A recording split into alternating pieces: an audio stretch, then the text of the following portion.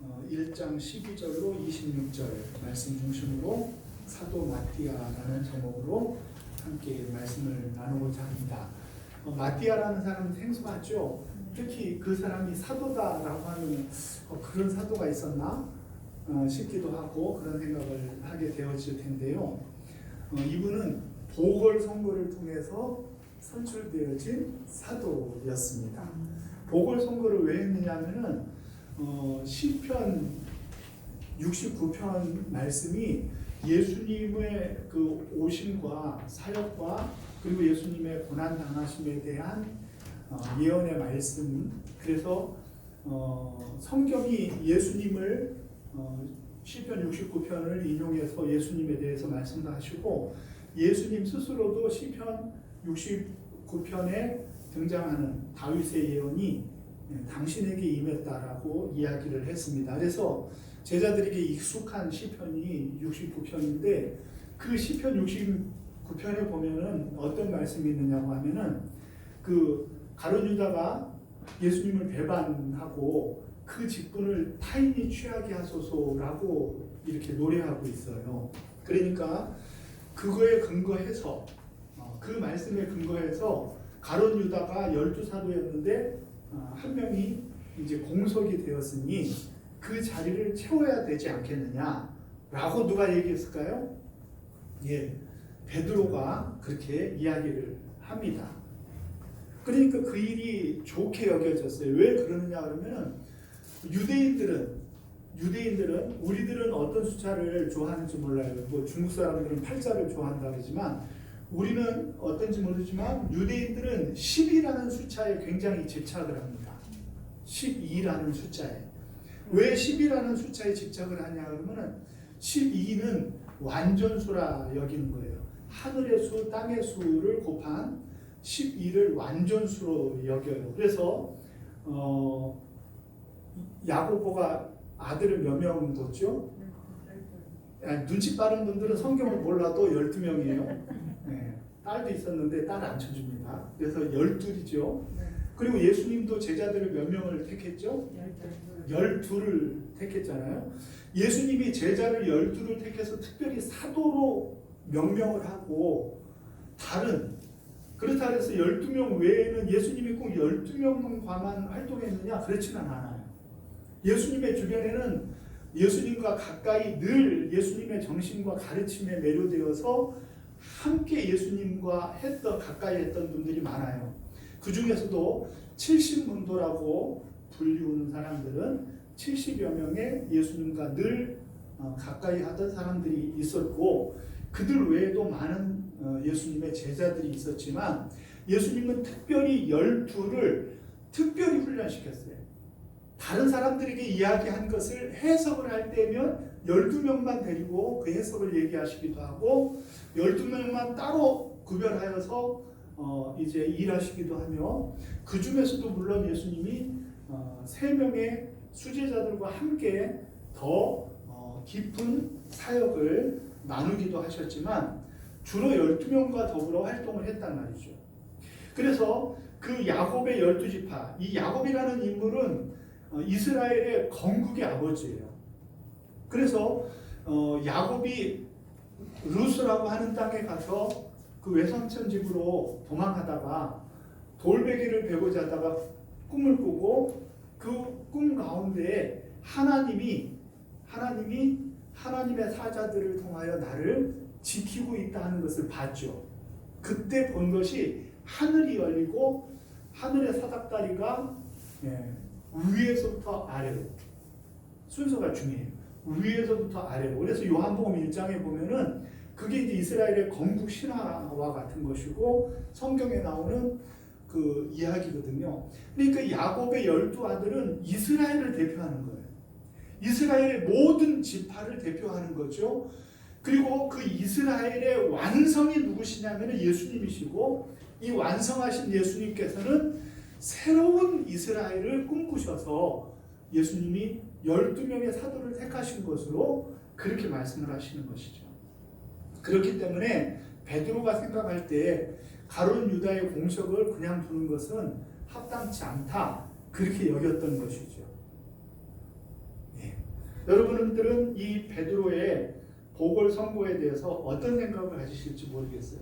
성경학자들도 두 갈래로 나뉘어져요. 가만히 있으면 하나님께서 사도 바울을 12명에 포함시킬 텐데 뭐하러 마띠아를 꼭 뽑아가지고 이중일을 하고, 또 공교롭게도 사도행전과 그 어떤 성경에도 마띠아의 이름이 다시 등장하지 않고 있거든요. 그러니까 이 마띠아는 잘못 뽑았나 보다 이렇게 생각하기가 쉬워요. 그래서 어떤 성경학자들은 마띠아를 뽑은 것은 베드로의 미스테이크였다 이렇게 이야기도 하지만, 그런데 이 성경, 오늘 이 말씀을 기록한 사람이 누구라 했죠? 누가가 기록을 했단 말이에요. 근데 누가는 누구하고 친밀한 사람이에요? 거기는 잘 모르죠. 누가가 누구랑 친밀하냐 그러면 누가가 직업이 뭐였다고요? 의사였잖아요.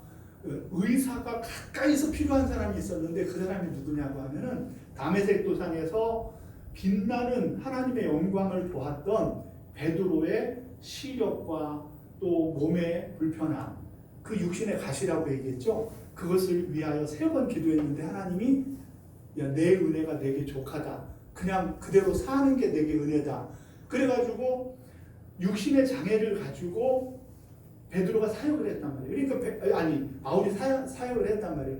그러니까 바울이, 어떤 사람이 바울 옆에 있어야 가장 요긴하냐 그러면은 누가가 함께해야 요긴했어요.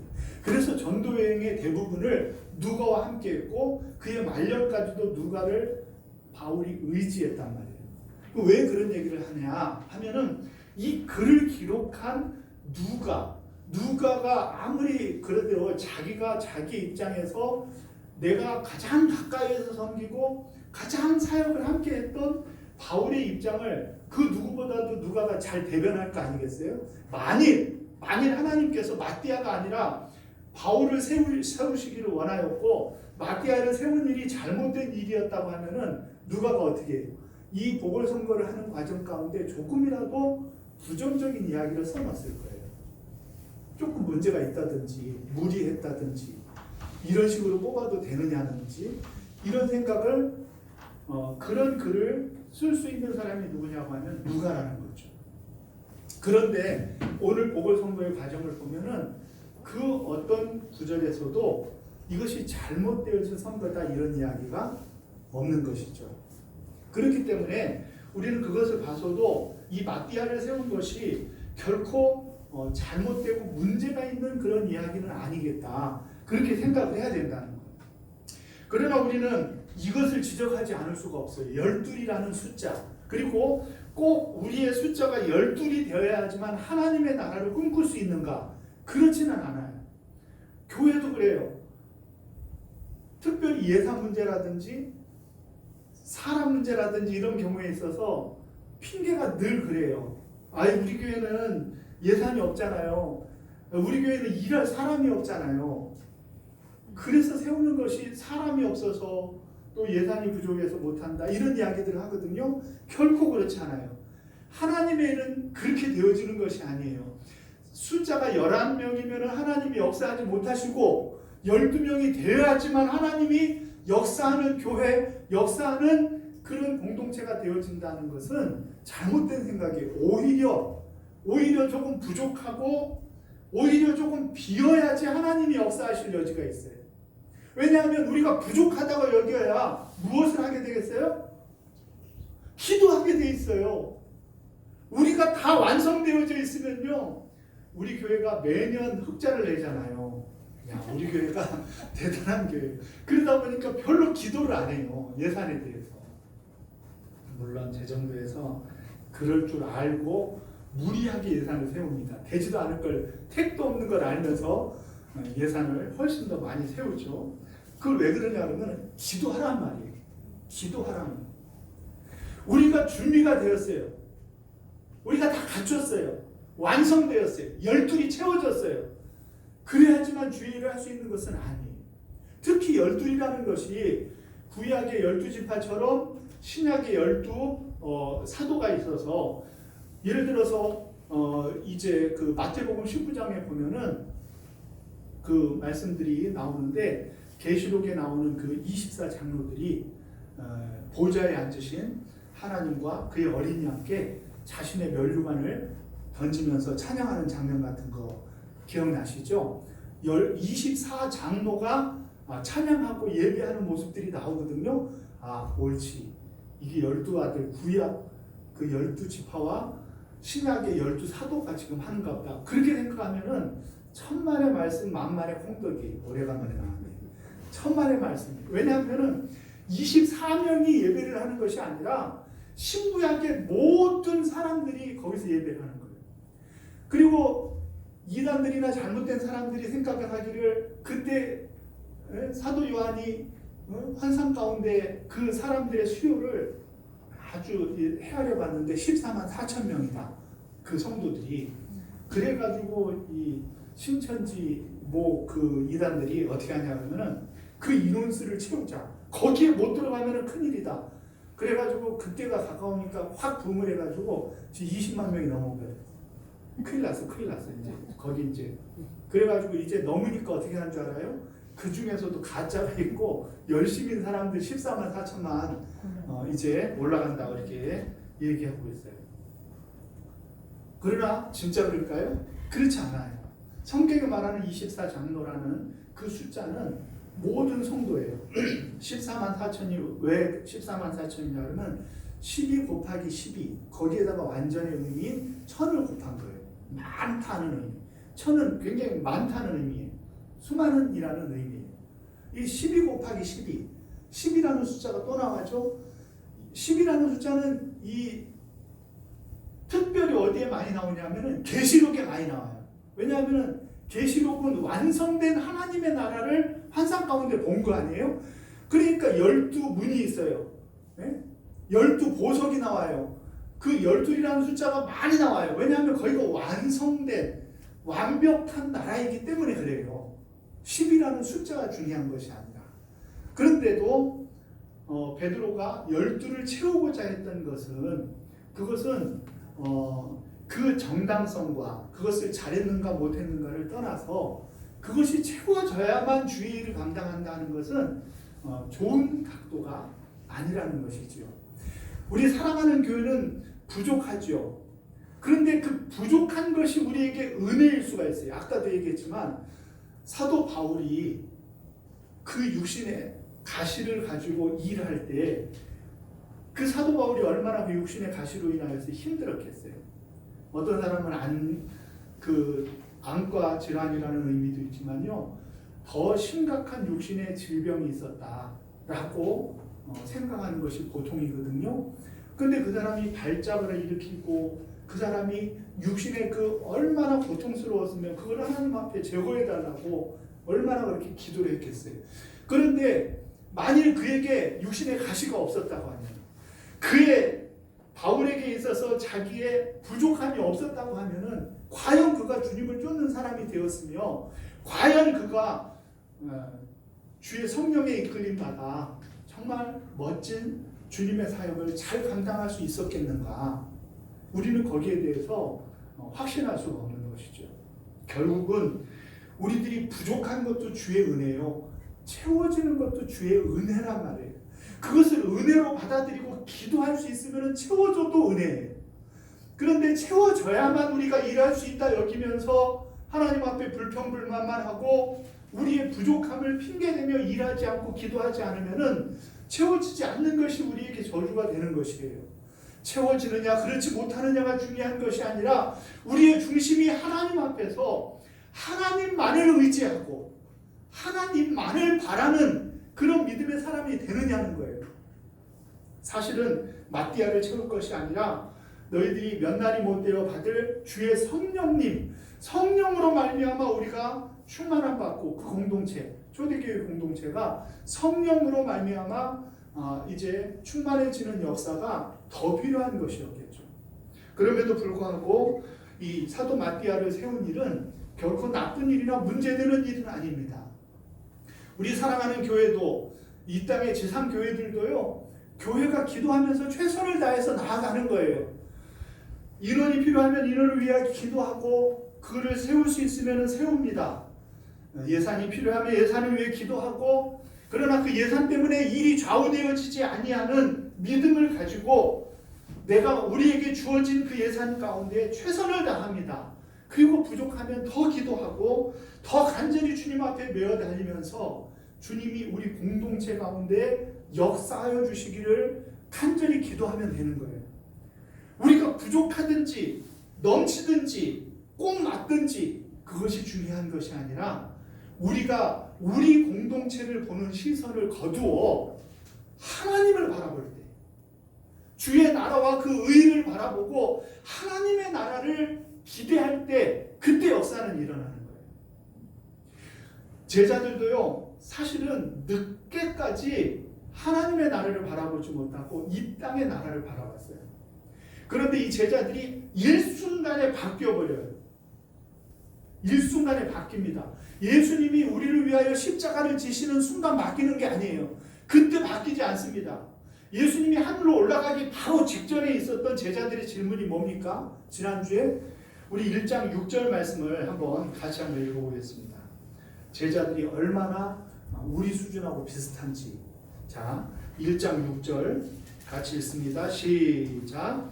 그들이 모였을 때 예수께 여쭈어 이르되 주께서 이스라엘 나라를 회복하심이 이때니까 하니. 아멘.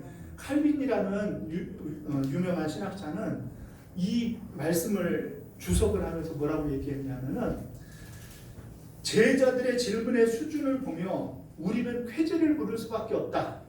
왜냐하면 질문하는 수준이 어찌 우리와 이토록 비슷하냐. 그래서 칼빈이 그렇게 주석을 했어요. 아, 이 사람들의 수준이 우리랑 비슷하구나. 왜 그러냐 하면 이 사람들이 명사와 동사와 부사를 쓰는데 명사와 동사와 부사가 모두 잘못된 질문이란 말이에요. 모두가 잘못됐어요. 어떻게 잘못됐어요? 네? 주께서 이스라엘 나라를 회복하시니, 예수님이 이스라엘 나라를 회복하러 왔어요? 하나님의 나라를 세우러 왔잖아요. 그 방금 앞에도 40일 동안 그들에게 보이시며 하나님의 나라의 일을 말씀했는데, 부활하신 이후에도 예수님이 40일 동안 하나님의 나라를 얘기했는데, 지금 제자들은 예수님이 승천하기 바로 직전에 뭐를 얘기해요? 이스라엘 나라를 회복하심이 언제입니까? 잘못되었죠. 그렇죠? 그리고 회복하심이라는 동사를 보세요. 그 회복한다는 말은 유다 마카비가 이제 로마의 치하에서 독립을 위하여 싸워가지고 잠시 영토를 되찾았던 그때를 마음에 두는 것인데, 그것은 영토를 회복하는 그런 이야기란 말이에요. 예수님께서 언제 부동산 투기를 하셨으며, 예수님께서 언제 이 땅의 나라에 투자를 했으며, 예수님께서 이 땅의 나라 땅값 걱정하고 집값 걱정한 적이 있어요? 우리 주님은 결코 이 땅의 나라를 회복하러 오신 분이 아니잖아요. 그런데 제자들은 이 땅의 회복, 이제 이스라엘이 회복되어지고 우리들의 자치 영역이 넓어지며 로마가 우리를 통치하고 다스리던 그 사슬에서 끊고 독립하여, 모세가 그랬던 것처럼, 마카비가 그랬던 것처럼 우리들이 우리를 나라를 회복하고 지경을 회복하는 때가 언제입니까? 그렇게 물었던 거예요. 질문이 좋아요, 안 좋아요? 꼭 우리 수준이에요. 네? 부사를 보세요. 그때가 언제라고 물었어요, 예수님께? 이때입니까? 이때. 우리가 성경만 쉽게 우리가 읽어봐도 예수님이 이때 회복하시겠다 말씀하시지 않았잖아요. 이미 여러 번 얘기했잖아요. 마태복음 24장도 그렇고 예전에 계속해서 말씀하신 것은 이때는 이미 이곳에 이루어졌고 또 이루어질 것이다. 이미와 아직을 이야기하시면서 하나님의 나라는 이미 침노되어지고 이 땅에 이루어지기 시작했고 또 완성되기 위하여 내가 다시 오시리라 그랬잖아요. 그런데 제자들은 이때가 지금 그때입니까? 이제 우리가 일어나서 로마와 싸워야 됩니까? 하면서 이 땅의 나라에 눈을 두는 그런 어리석은 제자들의 모습을 보였다는 것입니다. 그러던 제자들이 주의 성령이 그들의 마음을 사로잡자 완전히 바뀌어버렸어요. 그 사건이 왜 의미가 있느냐? 레위기적인 의미로 보면 이래요. 우리들이 예수 믿고 천국 가는 거, 그것이 신앙생활의 목표이고, 신앙생활이 예수 믿고 천국 가는 것이 신앙생활이냐라고 묻는다고 하면 그거는 70점 이상 주기는 어려워요. 그 답은 예수 믿으면 뭐가 좋아? 왜 예수를 믿어? 예수 믿고 구원 받으려고 그랬지? 천국 가려고 그래? 그렇게 한다 그러면 그 질문은 제가 마음이 좋아서 한 70점이지 아주 마음 안 좋은 교수를 잘못 만나면 과락이에요. 왜냐하면은 우리가 예수를 믿는 것은 천국 가기 위한 정도가 아니라, 그것을 포함하지만 그런 정도가 아니라 예수를 믿음으로 말미암아 우리가 정결함을 얻는 거예요. 정결함. 예수님이 우리를 위하여 화목제물로 십자가를 지심으로 말미암아 우리가 하나님께로 나아갈 길을 얻었다 그랬죠. 하나님께로 나아갈 수 있는 길은 뭐냐고 하면은 어떤 길을 잘 찾는 것이 중요한 것이 아니라 우리가 깨끗해야지 하나님 앞에 나갈 수가 있는 거예요. 정결해야 하나님 앞에 나가는 거예요. 그래서 이스라엘 백성들은 그렇게 정결에 목숨을 건 거예요. 성전에 올라가는 곳곳마다 문을 배치해 놔가지고 정결케 하면서 올라가게 했어요. 먼 곳에서 여행하여 와서 예배를 드리고 제사를 드린다 할지라도 곳곳에 정결을 할 수 있는 것들을 마련을 해놨죠. 예수님이 십자가를 지심으로, 당신이 우리를 위하여 십자가를 지심으로 우리가 정결한 사람이 된 거예요. 그것을 위해서 오신 거예요. 정결한 사람. 그러면 그게 정답이 아니라 그랬죠. 끝이 아니라 그랬죠. 정결하고 그 정결하면은 하나님께로 나아갈 수가 있잖아요. 우리의 신앙의 꽃과 완성은 어디에 있느냐? 그 정결해진 우리 가운데 누가 오시는 거예요? 하나님이신 성령님이 오시는 거예요. 이게 신앙의 완성이요 100점짜리 대답이 되는 거예요. 우리는 구원받는 정도가 아니라 하나님이 우리 가운데 거하시는, 임마누엘 하시는 하나님이 되어주시는 것, 그것이 바로 우리의 신앙생활의 목적이고 신앙생활의 완성인 줄로 믿으시기를 바랍니다. 놀라운 것은 하나님이 우리 가운데 거처 삼으시고 우리를 성전 삼으시고 우리 가운데 임하신 거예요. 그래서 하나님이 우리와 함께 하시는 거예요. 하나님이 함께 하신다. 하나님은 함께 하긴 하는데 어떤 성도들은 하나님 함께 계셔도 자기 할 일 다 해. 내가 하고 싶은 대로 다 해버려. 그런 사람들이 있죠. 주의 성령님이 속에서 탄식하셔요. 아이고 이 집사야 언제 철들래 하면서 탄식하시잖아요. 시간이 많이 지났으니까 정리를 하겠습니다. 하나님이 우리 가운데 오셨다는 의미는 하나님의 통치함을 받는다는 의미예요. 우리의 삶 가운데 내 원대로 살지 않고 하나님의 원대로 살면 하나님의 나라가 이미 우리 가운데 이루어진 거예요. 이때입니까? 라고 묻는 것은 아주 어리석은 초보신앙의 질문일 수가 있다는 것입니다. 그러므로 하나님은 오늘도 우리 가운데 오셔서 우리 가운데에 임재해 계십니다. 주의 성령으로 우리와 함께 하십니다. 그러니까 우리가 하나님과 함께 하니까 우리가 이 세상에 나가서 어떻게 살아야 되겠어요? 어떤 힘으로 살아야 되겠어요? 내 힘으로 살아야 되겠어요? 하나님의 힘으로 살아야 되겠죠? 내 뜻대로 살아야 되겠어요? 하나님이 원하시는 삶을 살아야 될 거 아니에요? 똑같이 회사에서 열심히 일하고 회사가 잘 되기를 바라지만 우리는 그냥 내가 월급 더 받고 내가 회사 주식 가지고 있으니까 주식 올라가기 위해서가 아니라는 거예요. 우리는 하나님과 함께하는 사람을 보여내는, 그게 구약의 신앙이라고 그랬잖아요. 우리의 신앙은 하나님이 나와 함께 하신다는 사람이라는 것을 다른 사람들이 다 알게 되어질 때까지 우리는 우리의 삶의 자리에서 하나님과 동거하고 동행하는 사람임을 보여내는 저와 여러분들이 되어주시기를 주의 이름으로 축원합니다. 수준 낮은 질문을 하지 말고 우리가 주님의 통치를 이루고 우리의 삶의 자리를 하나님의 나라로 만들어가고 우리의 가정, 우리 남편은 안 믿는데요. 거기도 하나님의 나라를 만들어요. 거기도 우리의 가정과 우리의 직장과 우리의 삶의 자리를 하나님의 나라로 만들어가는 열정과 비전을 가지고 우리들이 살아가면요, 사도들이 완전히 바뀌어버려요. 이 이후로는 동백꽃 얘기를 왜 했냐면요, 우리나라 동백꽃은요, 그 일본 사람들이 이토 히로부미가 막 일부러 심은 애기 동백하고는 완전히 달라요. 애기 동백은 이렇게 쫙 펼쳐져가지고 꽃이 희마리가 없어가지고 꽃잎이 떨어지는데요, 우리나라 동백꽃은 꽃이 완전히 안 펴요. 그리고 오므린 채로 뚝 떨어져요. 그래서 동백꽃이 떨어지면은 그냥 통째로 툭 떨어져요. 씨가 무거워가지고 툭 떨어져요. 그래서 어떤 시인은 동백은 나무에서 한 번, 땅에서 한 번, 우리의 가슴 속에서 한 번 핀다 그랬어요. 그렇듯이 제자들이요, 툭툭 목이 날아가면서도요, 자신이 예수님이 우리를 위하여 부활하셨다는 부활의 증인됨을 결코 그들은 부인하지 않았어요.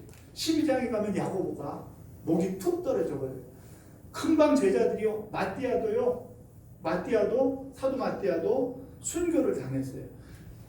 사도 요한을 제외하고는 사도 요한만 장수하고 자연사였지, 다른 모든 제자들은 순교를 당하면서까지 예수의 증인으로 살았어요. 우리는 목숨을 여러분들이 내놓지 않더라도 여러분들은 무엇을 내놓을 것입니까? 여러분들의 시간과 여러분들의 물질과 여러분들의 헌신, 또 내가 하나님을 보이기 위하여 손해보는 그 고난, 그것을 우리 주님은 기뻐하시고 그것을 귀히 여기시는 거예요. 그 여러분들의 눈물을 주님은 오늘도 요구하시는 거예요. 그 주님 앞에 여러분들의 삶의 자리를, 삶의 현장을 하나님 나라 만들어 가시는 100점짜리 신앙인들 되시기를 주의 이름으로 축원합니다.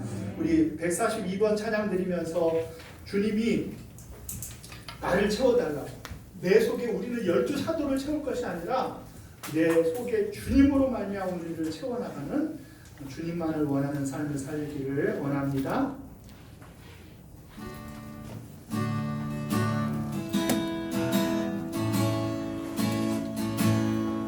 주께 가까이 나를 이끄소서. 저리 주님만을 원합니다. 채워주소서. 주의 사랑을 진정한 찬양 들을 수 있도록 마른 나의 영혼 주를 부르니 나의 맘 만져 주소서. 주님만을 원합니다.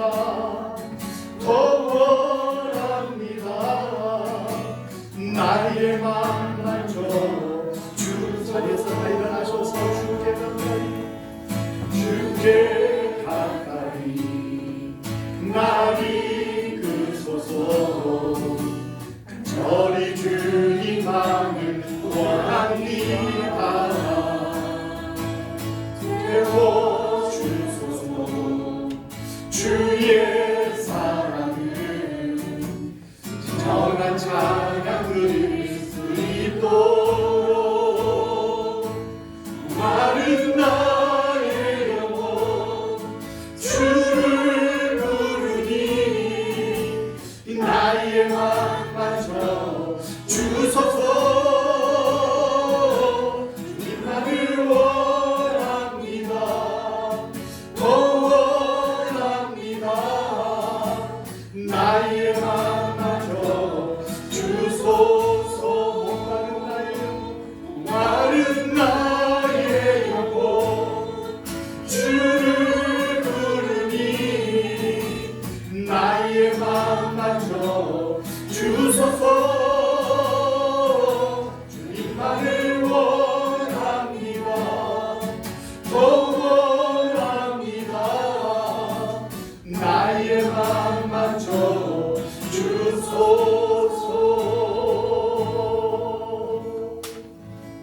사랑하는 주님, 우리 사랑하는 성도님들은 간절히 주님만을 원합니다. 내 삶을 세상으로나 물질로나 이 세상의 명예로나 채우기를 원치 아니하고 주님으로 채우기를 원합니다. 주님께서 우리 사랑하는 성도님들을 붙들어 주시옵시고 저희들의 치열한 삶의 자리가 하나님과 함께 싸우는 자리가 되게 하시고 저희들의 아버지 하나님 주님을 향한 열정과 비전을 가지고 살아가는 삶의 현장들이 하나님 앞에 영광 돌려드리는 간증의 자리가 되어질 수 있도록 주님 붙들어 주시옵소서. 이제는 우리 주 예수 그리스도의 은혜와 하나님 아버지의 사랑하심과 성령님의 감화 감동 위로 교통 역사하심이 주 앞에 나를 주님으로 주의 성령으로 채우기로 다짐하고 일어서는 사랑하는 성도님들 머리머리 위에와 저들의 가정과 자녀들 위에 하시는 사업과 일터 위에 우리 사랑하는 교회와 이 나라의 민족 세계 열방 위에 이제로부터 영원토록 함께 있을지어다. 아멘.